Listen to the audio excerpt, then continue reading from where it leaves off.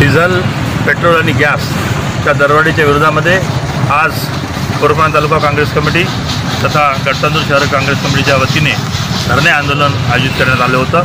त्या धरणे कार्यक्रमासाठी आज आम्ही उपस्थित झालो।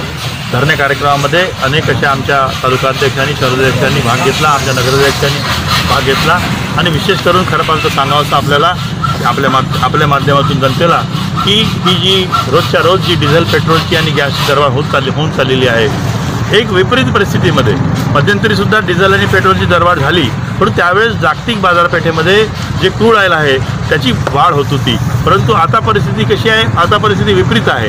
तिथं दरवाढ कमी होत चाललेली आहे।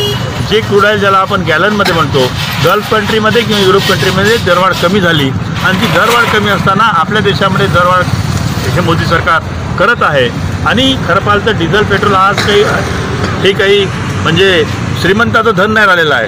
ह्या डिझेल, पेट्रोलचा सर्वसामान्य लोकांना फटका बसून राहिलेला आहे। विशेषतः नोकरदार वर्ग आणि शेतकरी वर्ग, आज प्रत्येक शेतकरी ट्रॅक्टरने शेती करायला लागलेला आहे। प्रत्येक शेतकरी स्प्रे पंप हा डिझेलवर चालतो। प्रत्येक शेतकऱ्याचा बाकीचं सगळं काम हा डिझेलवर चालतो।